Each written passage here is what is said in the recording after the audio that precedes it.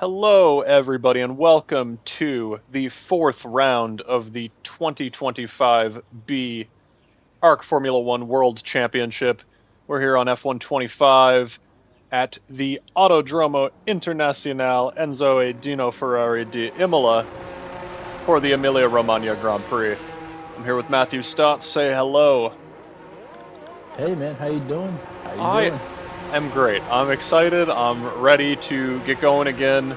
Obviously, Stotts was not here last week, but back in the booth again, the two of us, and we're ready to watch some great racing this go around at this iconic circuit.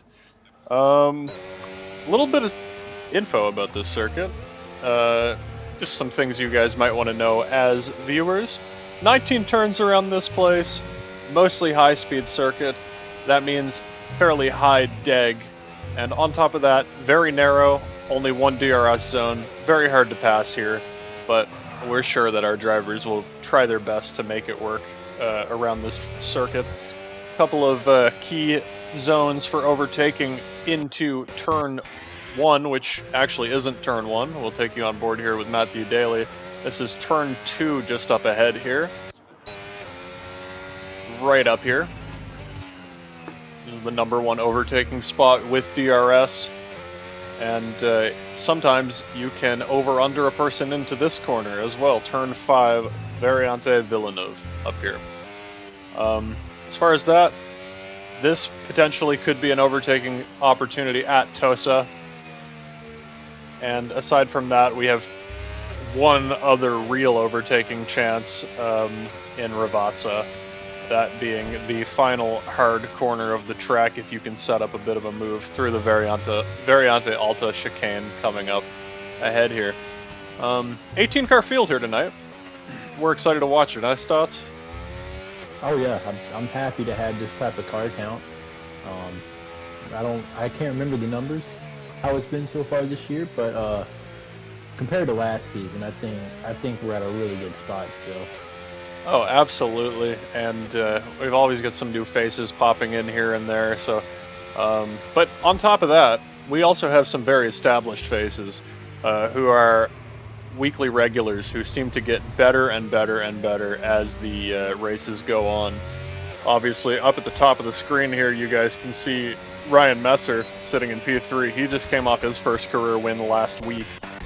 He's currently on a lap, so we'll watch and ride along with him. But he'll obviously be defending from Maxime Van Averbeek, his teammate, who will be looking for his third win of the season, and Oliver Knott, who will also be looking for his first victory, but for him, kind of a bigger deal because he's battling for the championship against Maxime Van Averbeek, so he'll be looking for a good result as well. Got some other drivers who may be a factor tonight. George Knight is back in that second Williams seat after a few races away. He'll be looking to complement Oliver Knott very well in that second seat. Obviously, we know George Knight's a champion in this league, a past champion, and he'll be looking to improve upon his last season where he saw many, many DNFs on bad points scoring events, but sometimes you have a season like that. It snowballs, and then you gotta regroup it the next season. So we'll see if he can do that this go around. I think people also, and the last campaign, they're just getting tired of it. They're just ready to move over to the next game. They're kind of just sick of racing on a difficult, I guess, for just skill-based type of game. Wasn't much skill to it, so this game provides a lot of challenges and a lot of competition, in my opinion. I didn't want to interrupt you there, and I agree with everything you said, but George Knight was on a push lap there and just spun in the I see. right-hander at the top of the left-hander at the top of the hill, clipped the curb and went into the wall and knocked off a piece of his end plate. So he'll be into the pits this time. That puts him in a bit more trouble. We have a car in the sand trap down here. And the Mercedes also was off. I think this Aiden McCarthy. I don't know if he spun, but he was really off there. And that last passing zone you're talking about. Ronan Pinkley on a push lap here, as being his first race since, I believe, Bahrain last... Or not Bahrain. What track was that? Saudi Arabia? Can't remember. It was a night race. I remember that much. But been a while. Very start of the season last season when we last saw Ronan Pinkley. So he'll be out looking to turn some heads as a reserve this weekend for Jackson Altman. Oh, we're not getting a low toe right there from that Alpine. Wondering if that's going to help him here on this lap. He comes around the final corner here, crossing the line, and goes pole by an entire second almost. It's a really good lap. Really good. Usually we're used to seeing Maxium put the staggering time up, so you know it is a little shocking. Obviously it's early into the qualifying session, nothing to worry about. Yes, absolutely. And we do like to see a time get put up right away as a benchmark, something that the drivers have to work hard to beat.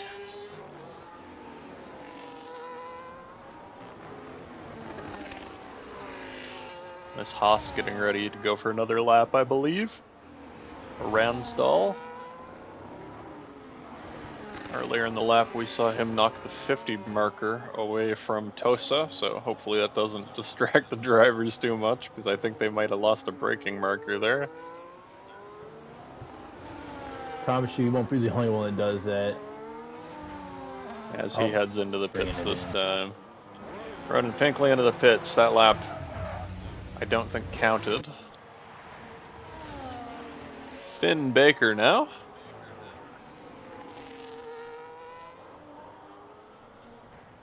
Finn may be on a second lap here on the same set, if I'm not mistaken here. He goes purple in the middle sector. Yeah, this is his second lap on one set, so that's intriguing. Perhaps a mistake on the first set. Purple for him. Doesn't look like he's pushing too hard. I think he'll be into the pits this time. Definitely not a push lap. Well, he's going across the line. Didn't look like a push lap to me. Not even a tenth faster, but I mean he did position-wise move up. Sometimes visually you can tell, like it just, to me that didn't look like it was fast. It just didn't look like a fast lap out of that final corner. Well, this should give you insight. You probably don't want to have to make a second lap on the same set. Absolutely. With how tire wear is, especially on the sauce. I mean, it eats up your tires on the sauce like it's... Oh, we have a Red Bull in the wall. No, not Patrice. Who's that? Wiffle? Yeah, it looks like it. It was indeed. Avoiding the braking markers, that's lovely for everybody. Last thing I want to do is lose another. Rejoining in a very smart spot, honestly. Well, attempting to. Lawn maintenance would be happy. I need some ground crew like that. Oh, Casper up to second. 14-1.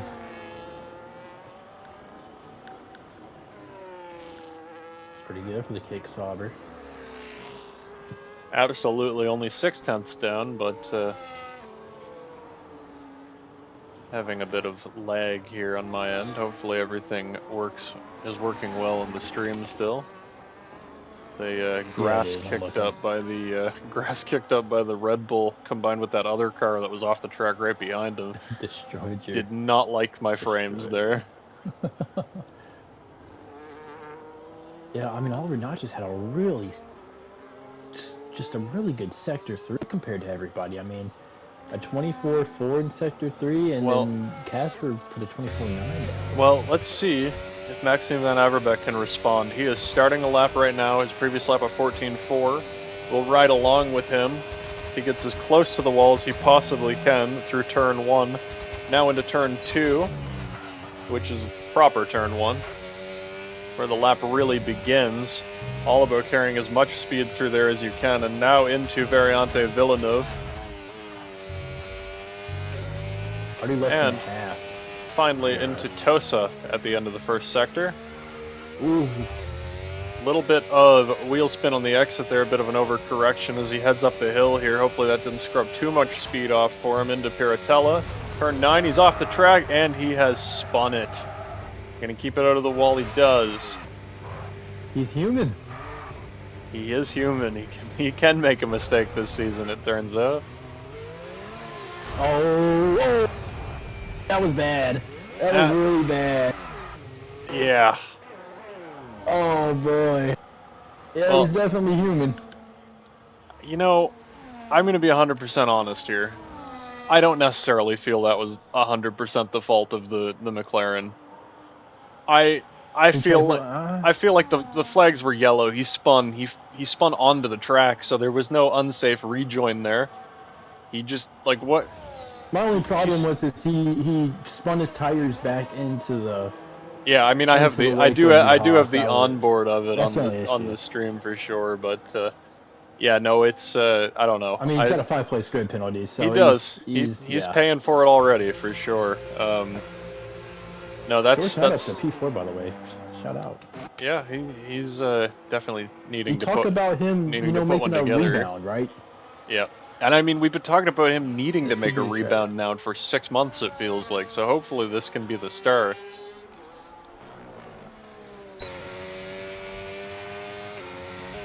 Yeah, because this kid's talented.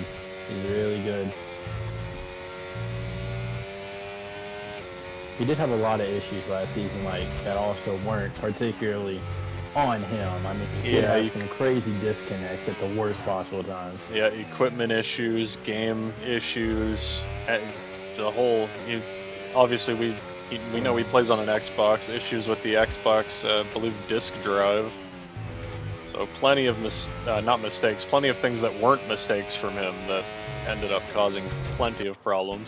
Oliver Knott coming through the final corner here on what's not a fast lap for him. Again. Yeah. Must have messed up somewhere. That's scary. Does he seem like he's trying another lap here? It does. Yeah, I wonder how, like, he must have made his mistake a little early in the lap for him to. Ooh.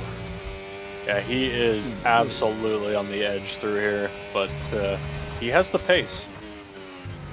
The early pace for sure. Does he know he doesn't have to worry about Takugi or Maxim? Not yet. Does he know he doesn't have to worry about that? He definitely doesn't have to worry about him yet, but we know one thing about Maxime Van Averbeck. He'll make his way through the field regardless of the track type, so he will have to worry about him eventually, I think. It's been taking candy from a baby for him. And it's been almost a full season since Oliver Knott won a race. He won his first 2 starts and then hasn't won since, so this could be a very good opportunity for him. That's crazy to even think about. Like just how he runs, you wouldn't think he's been winless for nearly a whole season. But he went purple through the middle sector and then wheel spun out of the final corner, it seems. Now he's just probably headed into the pit this time. Yeah. Got the fuel light blinking too and all that. Yeah. Maybe he didn't have enough. Maybe. Oh, hello. Yeah. Maybe he just didn't have enough gas at the end. Oh, George Knight on a lap. George Knight on a lap. Oh, my bad. Nope, I lied. Invalidated. Don't believe me. The little sector time did not fully update for me. Until I decided to actually go to the sector line. Sean Reese about to put down a lap here. He heads into the pits. Never mind. You know, Oliver James has not put a lap up yet. Does he have a penalty that I don't know about? No. I mean, I thought you'd usually put time up by now. Huh. Is this the end of a hot lap from Matty Daly? First of all, glad to see Mr. It's not. Mr. That's... Matt. Whoa! Oh, he certainly had second guesses there. Yeah, that was the wrong decision. The brain was not agreeing with the hand movement there. I tell you, the Halo saved another.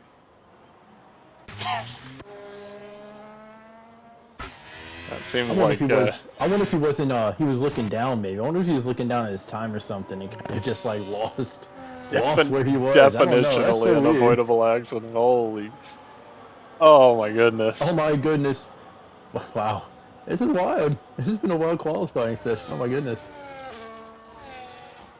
But this is a track I think you, especially with when the tires get worn out. I mean, I'm gonna be honest.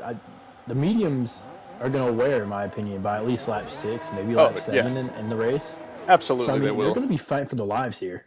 Yeah. Like I mean, this is gonna be a thug it out type race.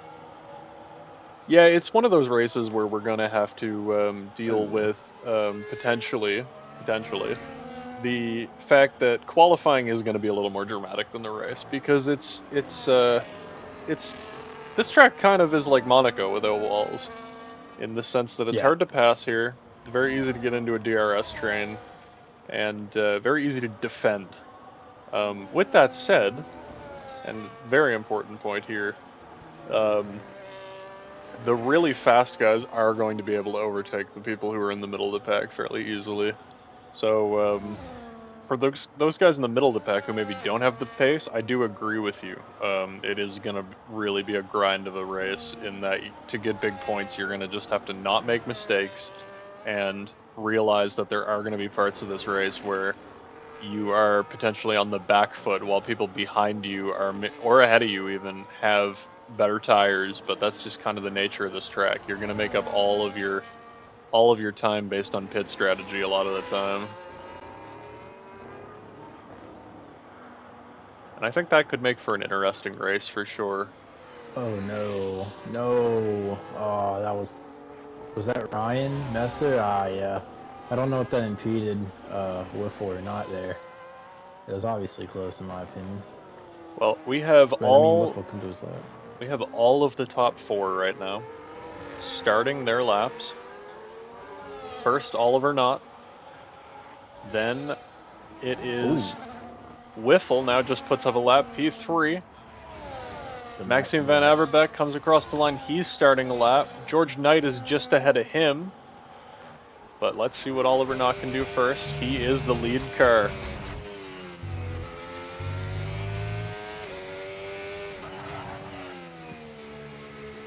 Firstly, it's really important for Oliver not to get this pole here, especially with Maxime's 5 grid place penalty. I mean, you want to get that gap as much as you can. Exactly. It's a big deal. If Oliver can hold Maxime back to second even, it means Maxime starts 6th instead of 5th, and that is a big difference when you're talking about the quality of driver that you might end up behind. And here's Oliver with the purple sector in Sector 2. That's a big deal because he is the pole sitter right now. Can he improve on his lap?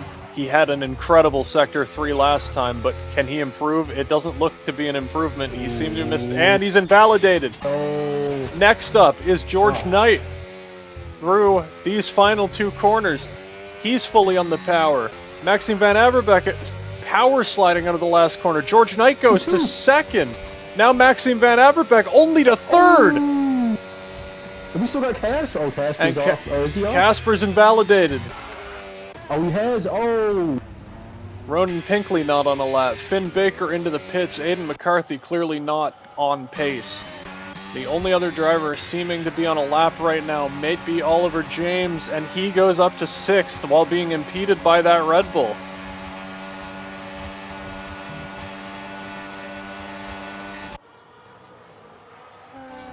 Wow, what a qualifying session. That is a 1-2 starting position for Vision 47 in that Williams seat.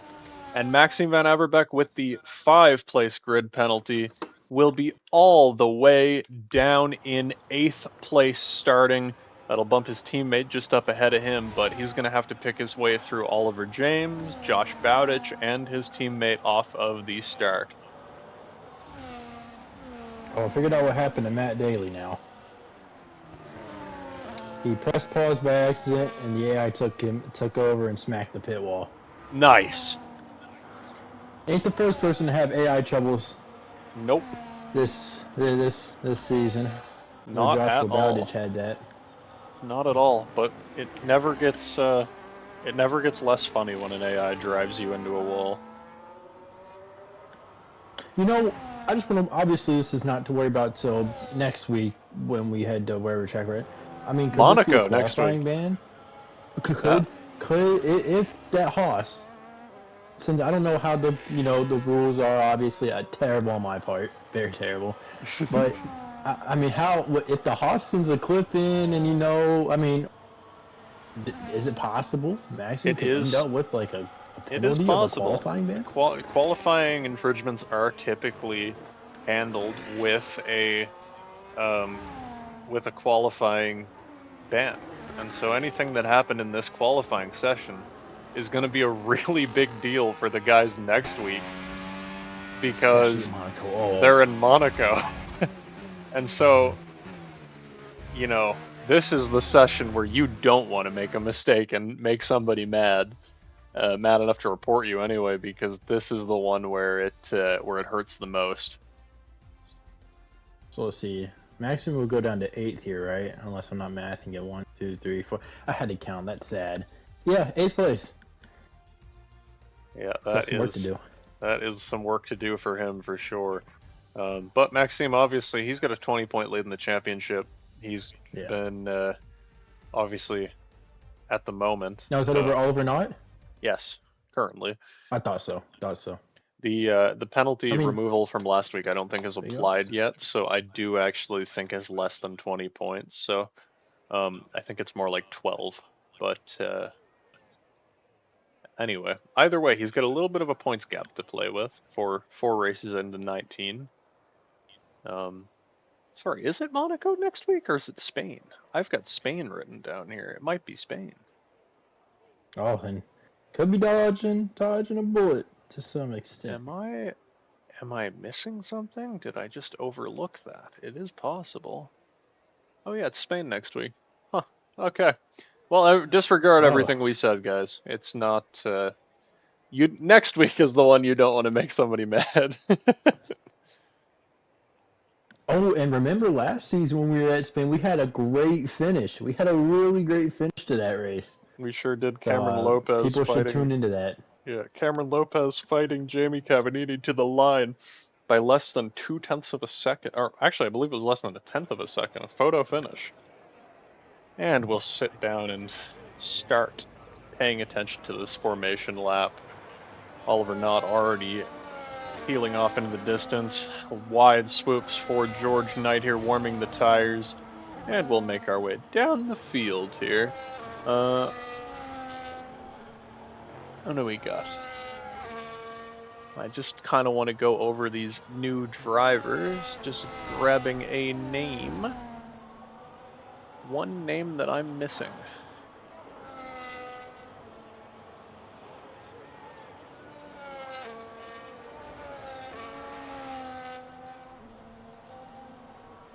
So our Wiffle is Ines Rabo from Switzerland. So we will call him Rabo instead of Wiffle. But yeah, some new drivers here this week. Obviously Rabo in 4th. We have 9th place Ransdal. He is not a new driver, but he is a more recent driver, obviously. That is the driver of the Haas. He last raced as a reserve. That's Charlie Haler, I believe. I believe it is. And then also we have Liam Hall here again. He last reserved in a Ferrari. He's back in that Ferrari seat. And aside from that, Ronan Pinkley. Been a while for him as well. So other than that, we have the main cast here. Oh, Patrice Lazelle down in 17th as well. Also as a reserve. Stotts, you want to pick your contender? I know we don't have a lot of time here. No word from Stotts, but we do have word from the lights that they're about to go. Oh, James, my fault. So 3 lights, 4 lights, 5 lights, and the lights are out. Oliver Knott gets a good start. He manages to well clear George Knight. George Knight actually with a very bad start, already getting passed by Casper, and now getting challenged by Oliver James. Oliver James breaks early, gets passed by Robbo.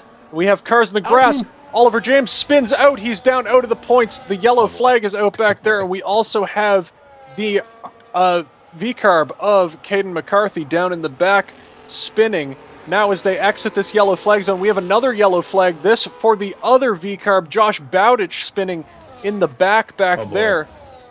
Terrible start for CL7 Racing in the two V-carb machines down at the bottom of the field right now as Oliver Knott begins to pull off into the distance. We have a car in the wall. Aiden McCarthy hits the inside wall at Piratella, but it seems like he got away with no damage, luckily for him. And now the field... Oliver Knott. Yeah, Oliver Knott already with a 1.5 second gap. That is incredible for him. And on top of that, his biggest rival, Maxime Van Averbeck, down in P5, he's made it past a couple cars, but the people ahead are tougher to pass. We know Robbo is quick, but we also know that George Knight is not the easiest to pass, and neither will Casper be now that these two up ahead are sniffing a podium. There's a lot of race left, but you never want to give up a chance this early in a race. George Knight already passed Casper for P2. Ooh, and he makes a mistake. He's in the sand. See how much the sand affects his braking into Tosa. Not that much.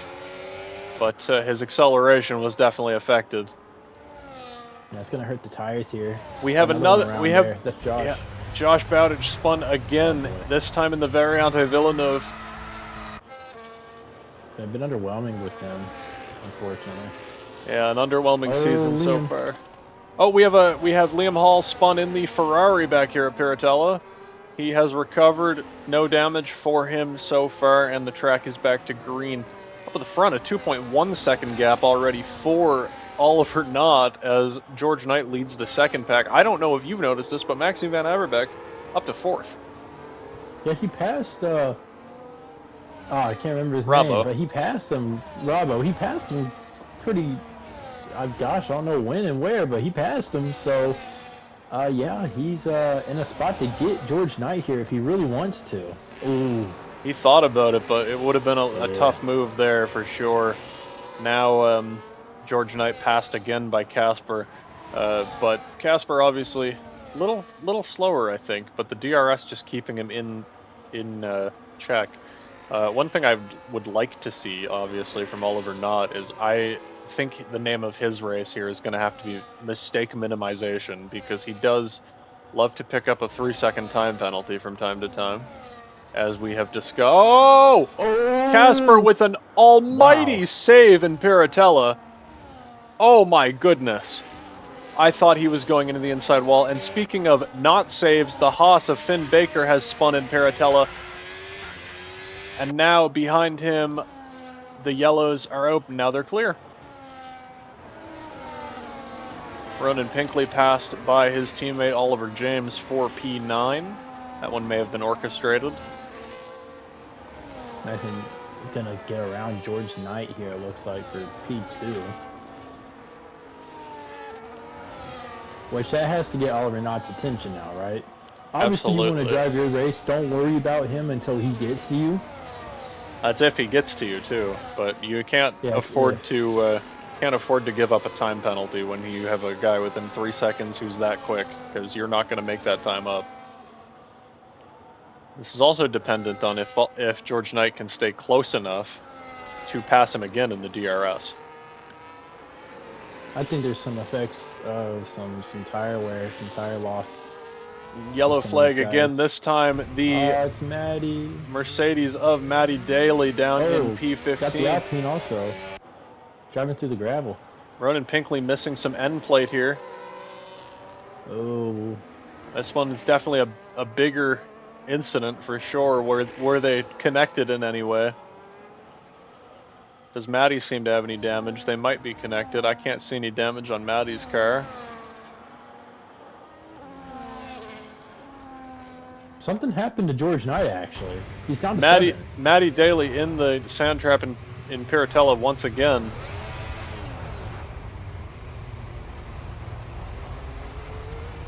Yeah, don't know what happened to George. Track looking very slippery in Piratella. I don't know if you're noticing the sand all over the track. Yeah. I'm wondering if that's where they got George Knight. Yeah, George down to P7. I didn't even notice he'd made that mistake. You mentioned it, but my mind didn't pick up on it. Another battle for third. Got Casper trying to hold off the Rebel right there at Bono. Oh, did I get it wrong? Robbo. I don't think I did. Robbo, oh my gosh. I gotta write this down. I've got, wow. Anyways, yeah. Ryan Messer having quiet run in top 5. Look at that. He is. There you go. Only 5 laps in, but hey. These are the type of races he puts together, though, and his team loves him for it. I mean, NFR are very happy to get that re-sign for him. As we have a Ferrari spun Liam Hall down in 13th. He is spun plenty of grass on the tire in the exit of Tosa. I think some of these guys just pushed it too hard early in this run, not really thinking about how bad the tires can be damaged, because once you spin out, really especially I guess here at Imola, that your tires are going to be hurting the entirety of the run. Oh! He's into the wall again.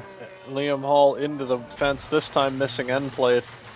This time in the exit of Aqua Minerale headed up to this chicane. He's missing more than an end plate. He's missing 2 end plates, 2 flaps, and anything else? No. This might be a pit and repair, but I could also see this being a pit and retirement based on some of the things we've seen this season. We shall wait and see what he does with this damage. He's into the sand again, this time into the pit, and slows down for the pit line.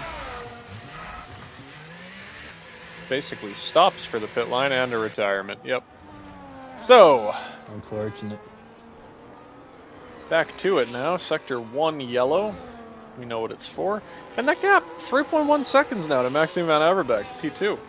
It's holding. It is holding. It's not changing at all.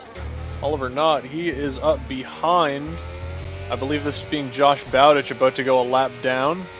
This could stunt his... It could be a nice toe, but it could also stunt his turn 1 if he doesn't let him by this time. Blue flags. He's ghosted, is that? But I wonder, is this looking affected by ghosted cars? And there he goes, he lets him by. That's a pretty good... no, we've had issues with lap-down cars actually unghosting, and... Oh, and Josh Bowditch in the sand trap again. Just a not good race for Josh. I hate to say it, it's just not a good season for him. Not a good season, I would agree with that. Hate to be the Debbie Downer and all that, but, I mean... Yeah, hopefully he can turn it around eventually. Yeah, of course.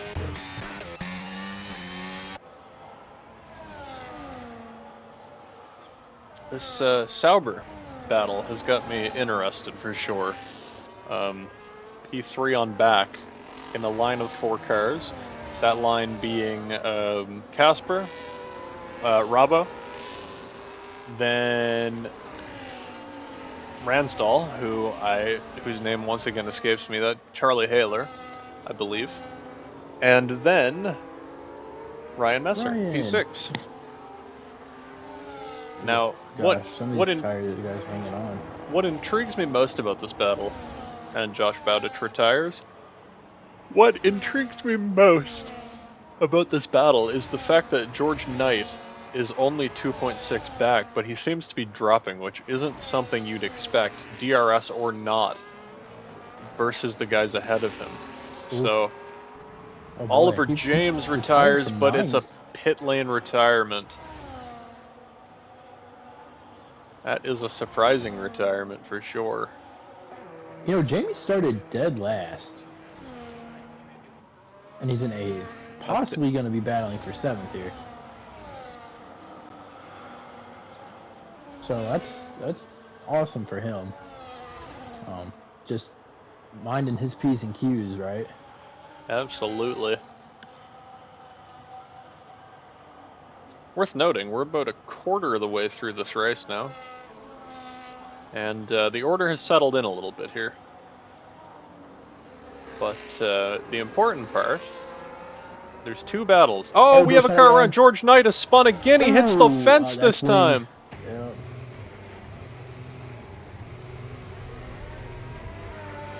Let's see if he can get back on track. I'm telling you, I don't know if you're starting to see the reoccurring factor here, but once one person has spun out, it just seems to keep happening. I mean, the tires really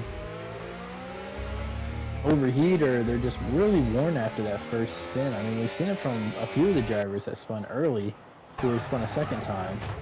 Oh, yeah, he might be done. Yeah, I reckon he will be. Maybe not? He's picked up a 10-second penalty for speeding. I'd be very surprised if he continues. Well, you never know. I'd be happy if he continues, but I'd be surprised as well. That gap is just staying there. 3 seconds. I mean, really not much changing. And I think that's going to be important when it comes down to pit stops. Casper's actually pulled out about a 1.5 second gap to the 4th place car of Rabo.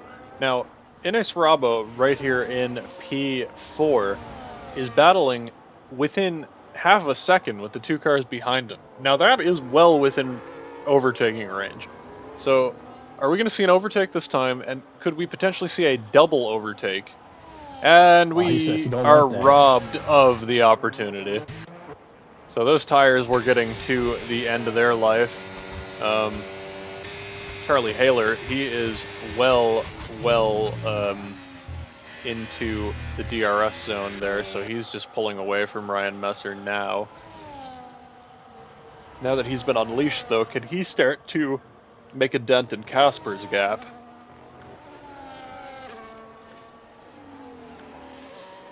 And can Oliver not begin? We have a sector yellow. This is the Red Bull of Patrice. Half spin on the exit of Aqua Minerale. George Knight is continuing. We have a yellow flag once again. This time it is... I could not tell. That Red Bull of Rabo, he almost spun. His tires clearly aren't warmed up, and obviously they aren't. Almost spun, exiting turns 2, 3, and 4. Well, this will be the stop that gets you to the end, because this is a very simple one-stop race, as we have a... You think it's a one-stop? Onto a hard, I believe? I don't think it is. I think the medium's only making it 10 laps. Oh, sorry. I thought they. Sorry, I thought it was a. I thought they were on a soft. My bad.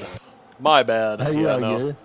Yeah, no. Then it won't be an easy 2 stop. George Knight with more damage here. I don't know. I think he'll be. But the Haas doesn't. I think George Knight will be retiring here very shortly, as he's about to go a lap down to his teammate here. I mean, we talked about how dangerous this track is and can be. Dangerous or not, I mean, crash.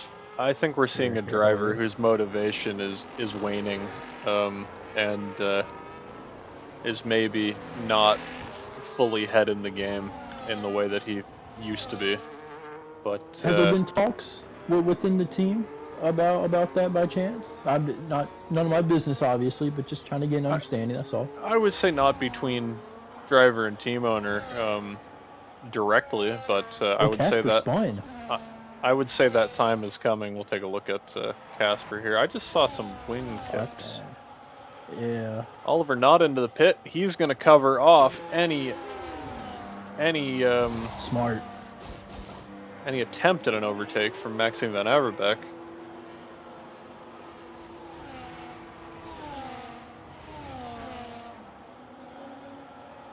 Now, what Van Averbeek could do here, theoretically, to put himself into a really good position, is if this is truly a 2-stop scenario, and the medium tire did make it 10 laps, then theoretically,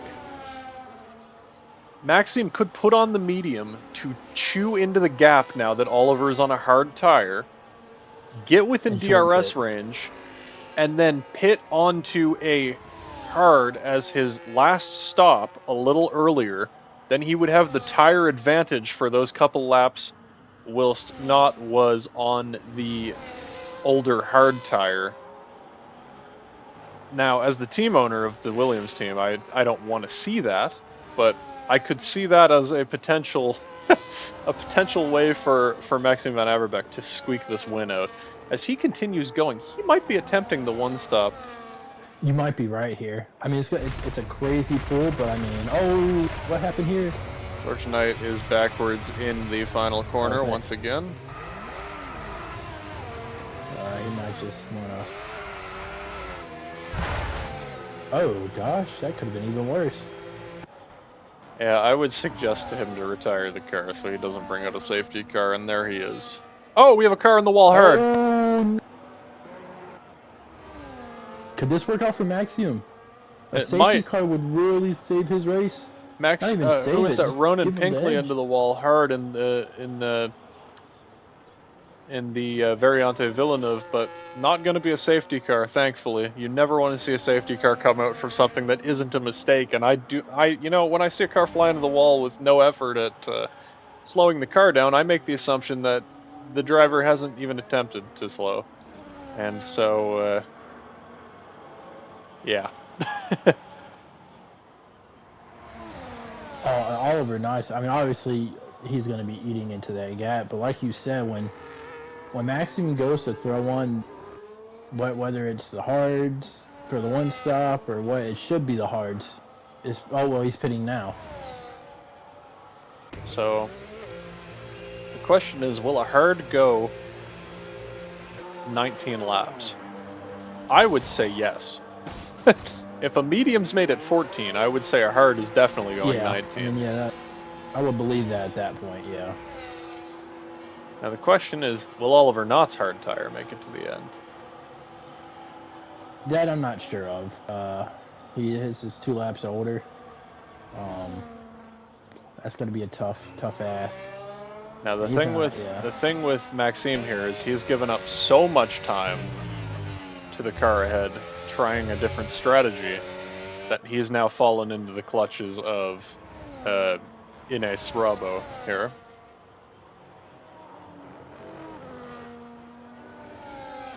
And with that, he's going to have to pass him.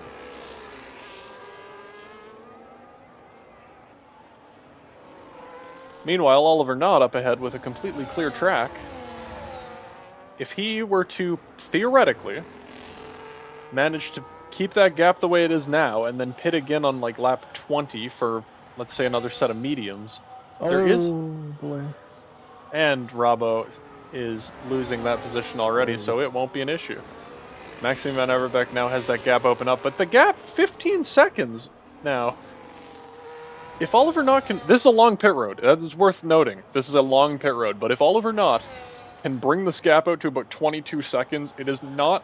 Or not even 22, but even 20. It's not unreasonable to think he could pit, take another set of tires, repass Maxime, and then Maxime wouldn't even have a shot to respond because he'd be on the older tire.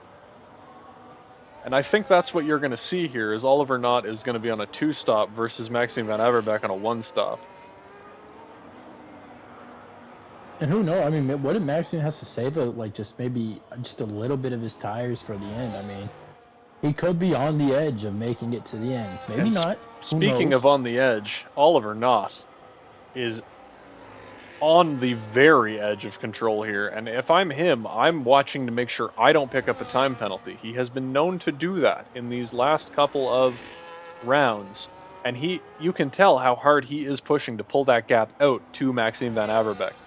This has turned into a very interesting strategy race. We have a Red Bull spun. That's Patrice Loisel backwards at the exit of Tosa.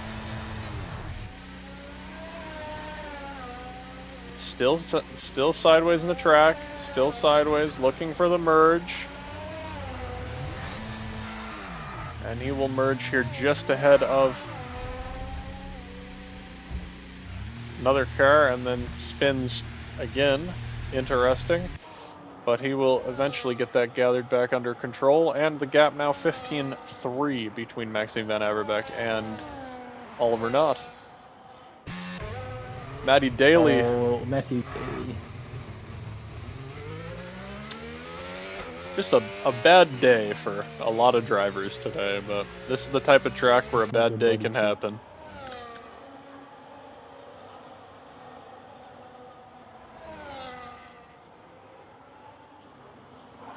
Type of track where you're more prone to a bad day because the grass is so close to the edge of the track and you're always so close to the grass that every mistake goes punished. It will never go unpunished. Yeah, I don't know if Oliver's going to get to that 20-second gap we were looking at or talking about. It's starting to come down pretty a good bit here. I mean, it's getting near a second this lap.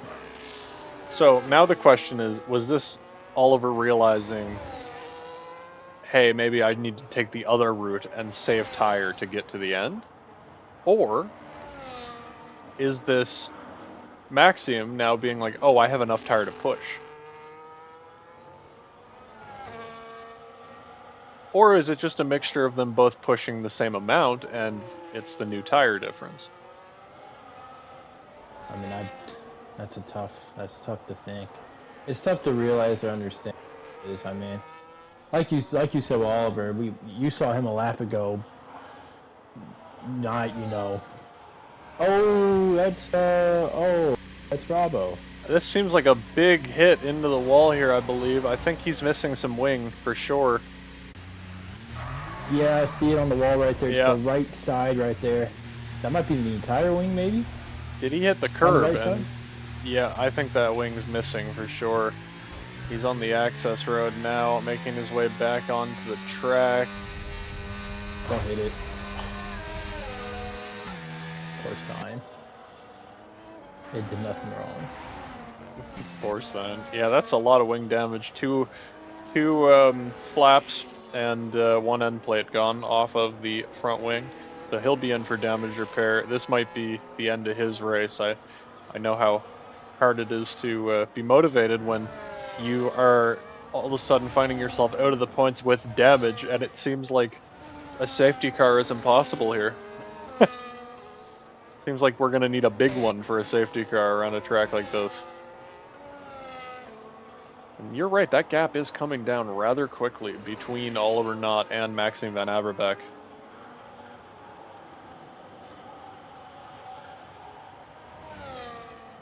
Jamie trying to battle with Casper for top 5. I mean, obviously Casper's got the penalty, so that kind of would solve that battle. But still, I mean, sure would. But it has been been an incredible race from Jamie.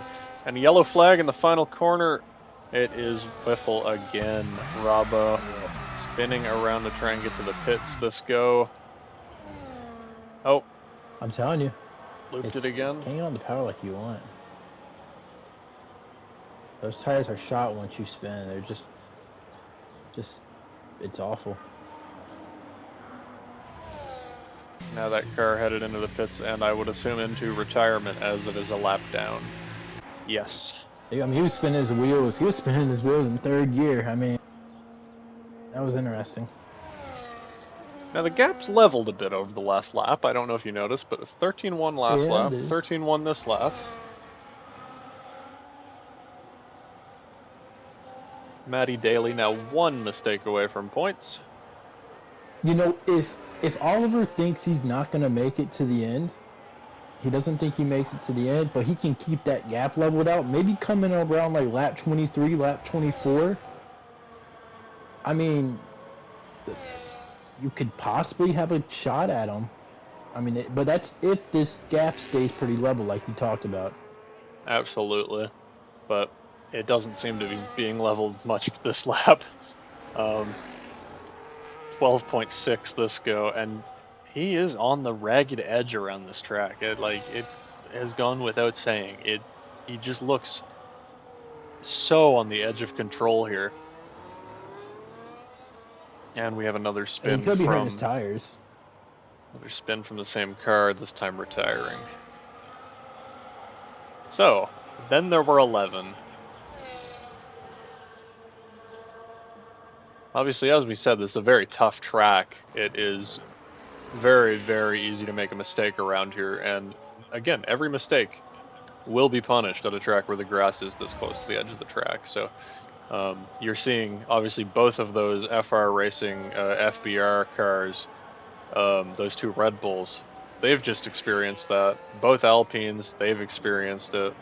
And we've also lost a Vision 47 Williams, one that qualified in the front row, and a CL7 Alpine, or not Alpine, CL7 RB V-Carb, P17, and finally the Ferrari for Asphalt Racing Team in P18, Liam Hall, our first retirement of the race.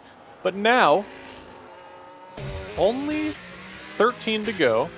Sean Reese comes into the pit. He's going to slip those tires off and put on a new set, maybe mediums again. Hards this go around, so he must have taken mediums the first time.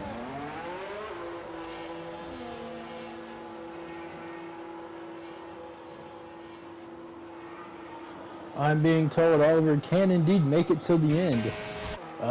Inside source, I guess, Mr. Cameron Lopes has provided that for us. Oliver, oh, he picked up a time penalty.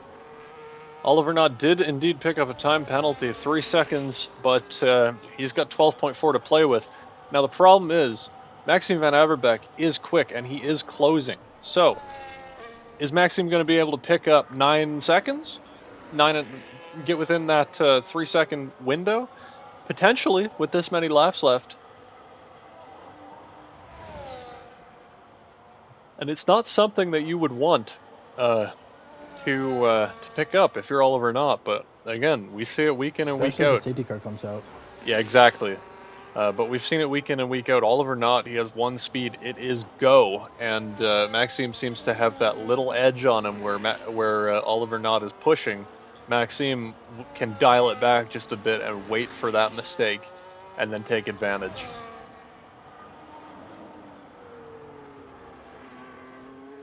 Meanwhile, this is worth noting. Ryan Messer, he's about to put up his 3rd podium of the season if things continue as they are. And that is incredibly impressive for a driver who only picked up 2 podiums all of last season in the full 15 or 16 races, 15, 16? Anyway, regardless, we're 4 races into this season and he's on a 75% podium hit rate so far, if he gets this one. That's insane. And a massive improvement for a driver who did a really good job last season, is now doing a phenomenal job in his role as second driver. This time, just losing out to, I suppose I cursed him a little bit there. That strategy he's on, evidently, the slower compound of the driver ahead. But regardless, he should still be able to hold on to P5 at the very least here, as he was ahead of Jamie Cavallini. But regardless, phenomenal job from Ryan Messer this season.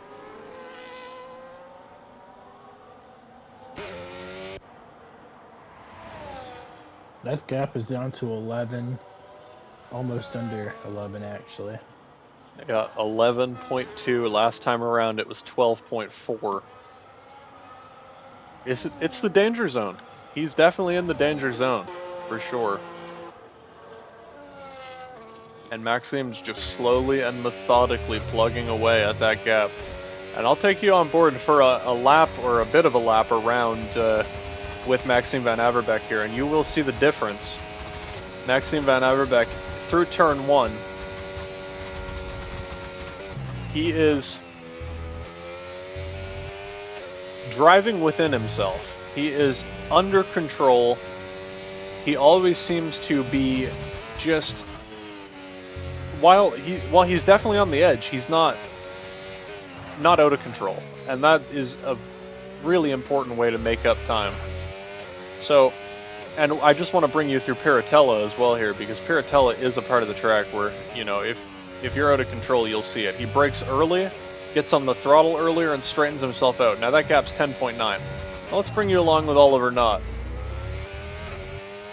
through this last 2 corners of the track. the difference will be evident here in driving style. Oliver not on the curb a bit more, but the rear just sliding a little bit in the middle of that corner. And that will do a lot of damage to the tires. And he knows right now, he's got to know right now, he is at a disadvantage in terms of tire life. And the way he's driving, I'm not sure that that gap is going to be the cushion that he needs to win this race.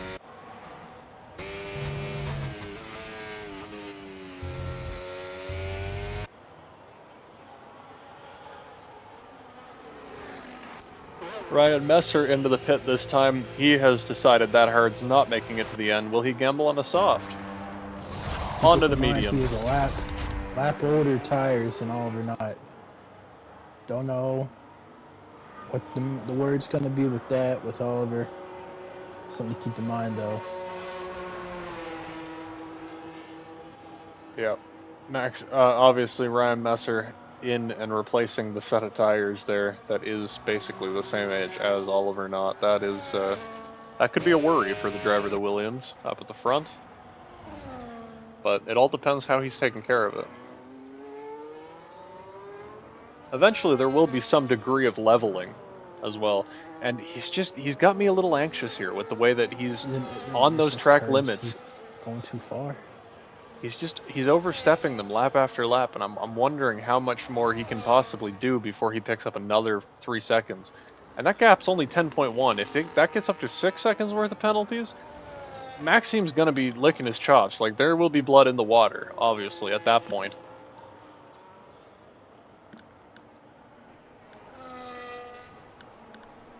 Oliver ran an 18.5 last lap. Maxime ran an 18.3. So, a couple tenths faster last lap right there. That much won't necessarily put a gap in it. At 0.2 a lap, we're talking about a second over 5 laps, but that wouldn't be a big deal. But we've seen some much bigger swings per lap. We're talking 0.8 at times. So let's see if we've maybe hit the point where those tires begin to level out a little bit. And back to what you said on the Oliver obviously pushing his limit, or pushing, you know, how far he can go. Maxime is also, he's running off of 2 warnings himself. And that came at the beginning of that hard stint. He got it on back-to-back laps. So I'm curious to see if he's backed it down for that very reason. I think that sometimes says, I think that sometimes goes to prove, though, that the point that when Maxime gets to 2 warnings, he seems to have that little bit of extra gear that he can kind of drive within himself to not pick up that 3rd one. Whereas Oliver gets to 2 and he's still running the same way. We have a retirement, and it is a safety car. Oh no, that is literally what Oliver Knott did not need. And he's starting to stretch the gap. And I do hope that that was not Caden driving into that pit road attenuator at speed, because it kind of seemed like it was. I mean, I don't know how you can miss the. That's. I mean, I don't know how you miss going into the pit. In the pits, I mean, that's the only thing you can think, right? If you hit that wall. I think the only way you could possibly wager that happening is the same thing that happened to Maddie in qualifying with the AI. That why you'd be an AI during green flag conditions, I can't quite understand. So. Well, obviously, probably want to request a clip, maybe, if possible. I don't know if he's already got out the game completely, but I don't know. I guess we won't know. Someone magically had something. Usually I'm on it, watching these guys in the back doing stuff, and I'm too busy looking at lap times here. Yeah, a lot. Softer mediums. Mediums? He's going hards. Oh, you know what he probably did? They did. Oh, they probably don't have another set of medium. Yo, Maxime does?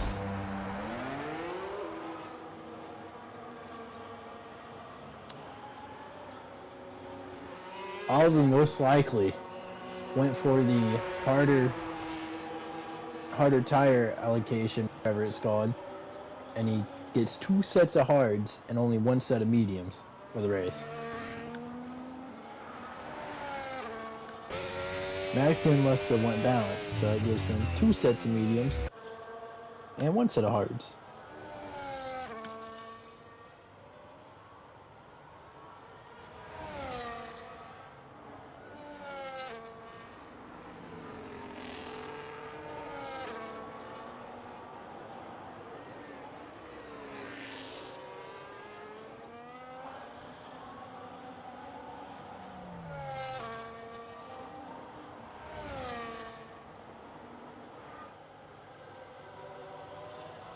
Looking up the speed.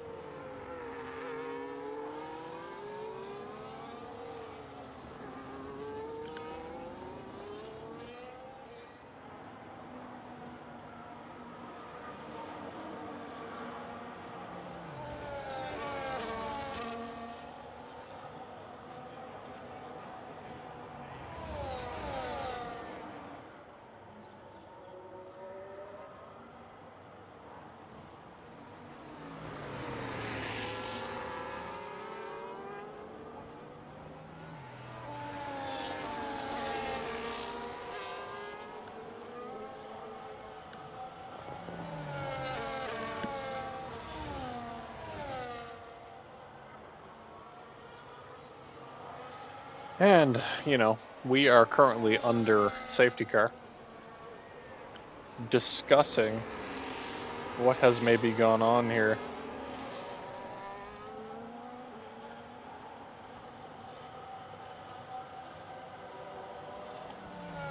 With Caden McDonald into the pit road attenuator.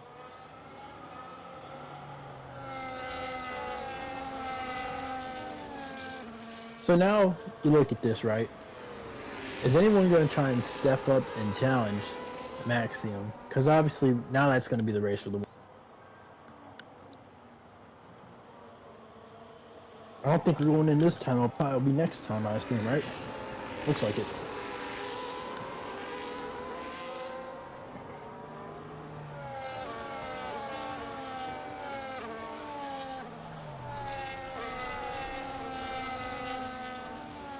Yeah, I think Maxime now is definitely the favorite at this point, and what an absolute shame for Oliver Knott. That time penalty costing him absolutely massively, but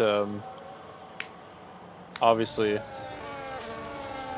in a way you can be mad at yourself, but this is also a scenario where you can be mad at a competitor who was driving around a lap down and somehow stuffed it into the pit road attenuator. So if it's me and I'm on lap 27 and I know I've got a gap that's coming down and I've got to hold it, I'm thinking, well, if the safety car is going to come out, it better be for a damn good reason. And to me, that's not a damn good reason. That is a person not paying attention at best, and at worst, a person not caring about their competitors. So we shall see how things unfold in the coming week in the stewards room, but lots still to come in this one.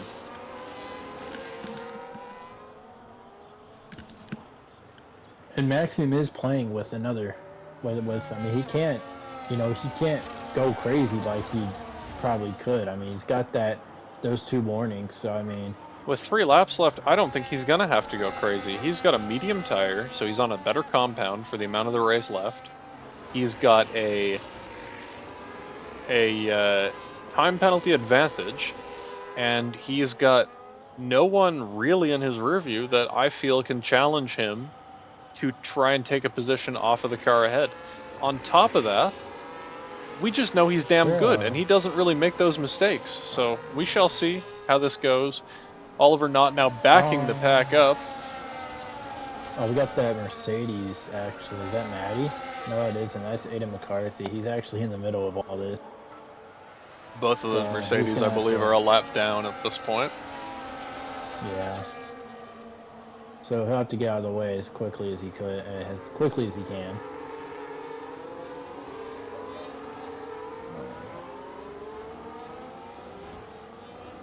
And Oliver not quite going yet. And there he goes. He launches. He's got Maxime Van Averbeek right in his slipstream. This is a long straight on a safety car restart for a driver to defend, but he goes to the inside. How much risk will Maxime take? Not a lot. He's going to sit behind. He knows he doesn't have to take a lot of risk through here. Drivers in the back, side by side. The Sauber of Casper now up to third with a move around the outside of Ransdal now in P4 in the Haas. But the story is up front. Oliver Knott, he needs to not pick up any more time penalties, and he is going to need to either A, pull a 3-second gap in 2 laps, or hope that Maxime Van Averbeek picks up a penalty of his own.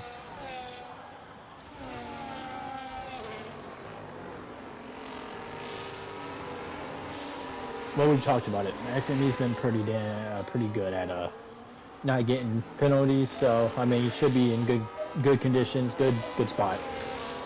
Yeah, and this exactly as you said. We talked about it, and it is something that it's also something Oliver's going to have to work on in the coming weeks here if he wants any chance at this championship, because it is, it's kind of a vulnerable spot for him compared to his competitors. He has already pulled out 1.2 seconds. He's out of the DRS, but with only 2 laps left. Asking a lot, and Maxime knows he's not going to be able to push his luck too much with getting a time penalty, but meanwhile Oliver probably knows he's got, however, how many warnings does Oliver have? Because theoretically he could pick up a time penalty or a time another warning through the chicane. He does have one. He has one. I would suspect he's going to probably use that last one this lap in the chicane here to pull out a large gap, knowing that Maxime can't follow.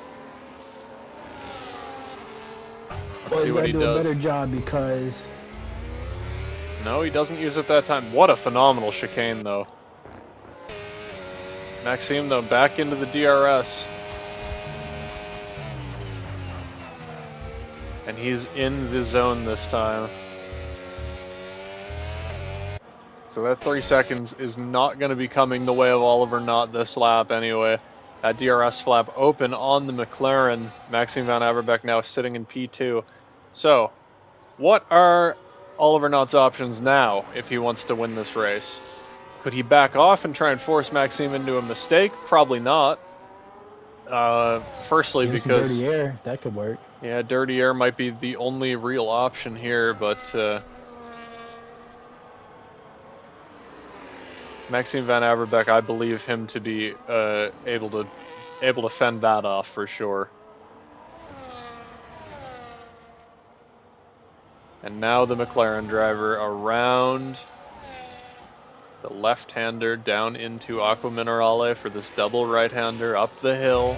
All he has to do is not pick up any time penalties. This chicane is going to be the trouble spot, the last real spot where he could pick one up accidentally. He slows down a lot to not pick one up there. He gives up 0.4 of a second to not pick one up that time. He knows he's home free from here. 2 corners to go. The gap is 2 seconds. And Maxime Van Averbeek crossing the start-finish line to take the victory. Jamie Cavanini disqualified from the session at the end for something. I'm not sure what happened.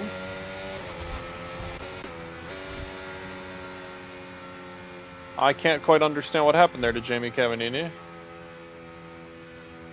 Well, he was in 5th before that happened.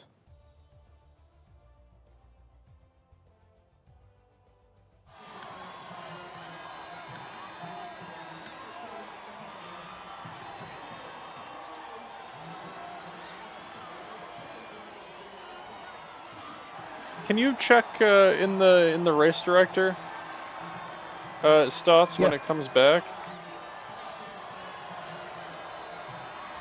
Yep, checking race director. What you need?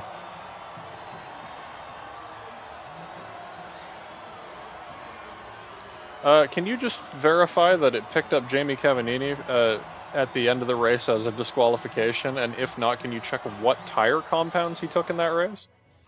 He was medium, hard, medium. Medium hard. And he I was mean, that no, disqualified. I can't quite understand what the disqualification was for. Maybe a glitch. So he should get his 5th place back. Yeah, I think I that'll be assume. 10 points for Jamie Cavallini unless otherwise noted post race. I can't imagine otherwise. Oliver Knott, fastest lap, was the fastest driver all day, taken out of contention by his time penalty combined with a late safety car. Only 9/10ths in it, even with that 3 seconds. What a shame for him. But on the other side of things, Maxime Van Averbeek, 3-time winner in 4 races this season. That's huge for him into this championship fight, and he knows that he's got a big gap to play with now for the rest of the season.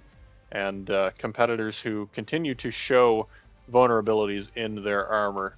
So as we make our way down the field, Ransdal P3, Casper P4, Ryan Messer P5 and with another 10 points to NFR's total, Finn Baker P6 for Orker F1, Sean Reese P7, P8 goes to Matty Daly ahead of his teammate Aidan McCarthy, and rounding out the points, Caden McDonald in P10.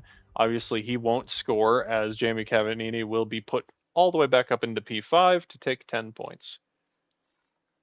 That we know of. So, what are your thoughts on this race, Stotts? A lot of I want to say took a lot of discipline, in my opinion. You know, you need to be disciplined, not just with the track limits, but with not, making mistakes with spinning, because we learned that one spin, it wrecks your entire stint. So I think it was great. I actually enjoyed it, especially with the mid pack. Obviously, it was chaotic with these spins we had. It felt like almost every lap from different people, but an unfortunate ending with the with obviously the head on into the pit wall safety car that kind of took away the race from somebody who, yes, he got the time penalty, but I mean, he was straight up dominating. He was keeping the gap the same with our title leader when they were on the same sets at the same time. So I mean, it was good, but I'm really looking forward to Spain next week. I'm really looking forward to that. Yeah, I completely agree with you. Spain put on a phenomenal race last season, and we will be right here again next week at the Circuit de Barcelona Catalunya for another hopefully phenomenal race. Last season, only a 10th in it between the top 2 and a photo finish for the victory. That's a lot to live up to, but we'll try our best to bring you all the action again next season, or next week, for this season's next race. And from here, I suppose we should thank our sponsors. Firstly, thank you to Matthew Stotts for showing up this week, though, and commentating with me. But from there, shout out to, of course, Dive Bomb. You want to visit dive-bomb.com for the best motorsports news written by fans for fans. Community-run motorsports news website. You're going to want to check them out. On top of that, you want to check out simleaguepro.com for running your own league very easily. Their drag and drop functionality makes it so easy to calculate the point standings. You don't even have to take more than 2 minutes, and you'll have everything that you need figured out. And finally, shout out to the Racing Rats for making our Assetto Corsa mods for our ARC Assetto Corsa Championships. You will see that back in action next Saturday from the Dijon-Prenois circuit for the Coupe de Dijon. On top of that, this has been AJ Knickel and Matthew Stotts commentating the 4th round of the 2025 B-ARC Formula 1 season, the Emilia Romagna Grand Prix from Imola, and we will see you guys next week. Goodbye.